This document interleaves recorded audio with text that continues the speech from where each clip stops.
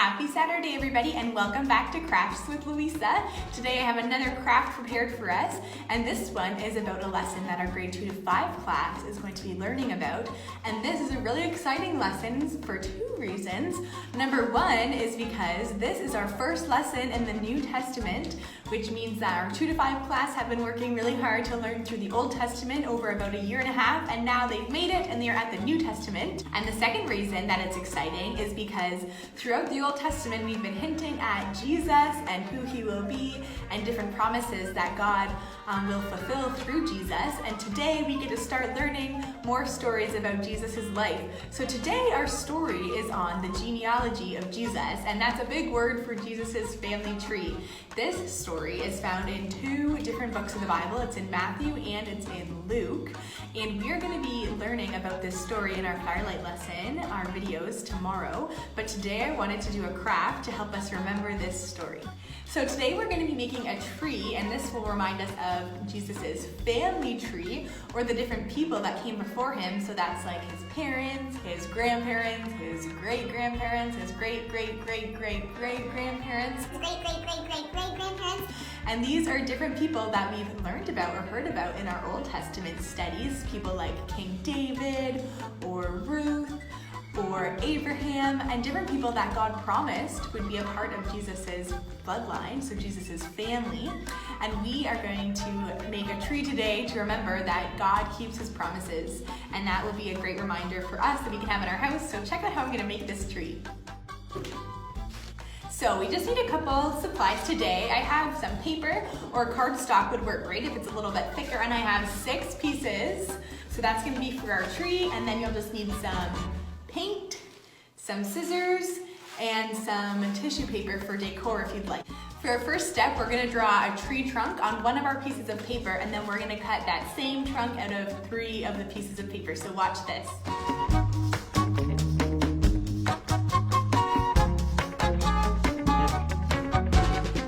All right, now that I have 3 trunks cut out, I'm going to paint these all brown. So watch this.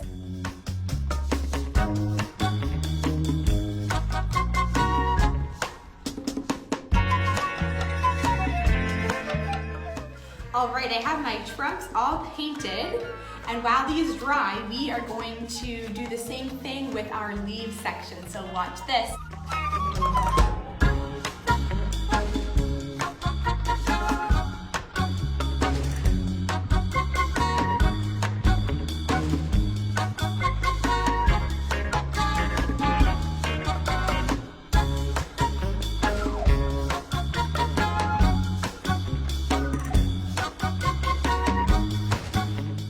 Okay, so I have everything painted. As you can see, I used some tissue paper to dab on the green paint, so it would look a little bit more like leaves.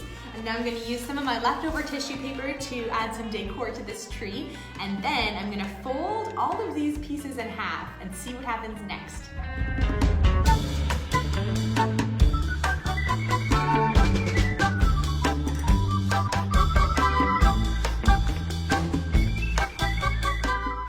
Okay, I have folded all my pieces in half down the middle like this, and now I'm going to glue these together and show you how our tree is going to come to life. So check this out.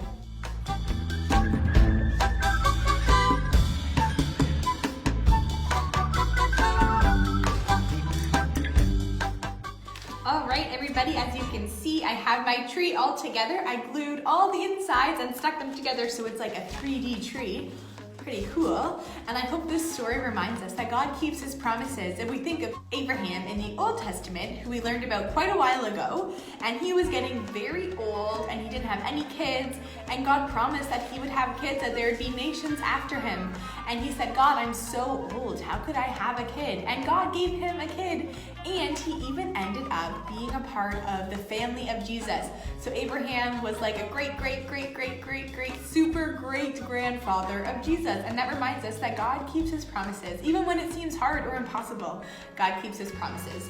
So I hope this tree is a great reminder to you that God is with us, that God keeps his promises, and it might be a fun craft to have in your room. See you next time.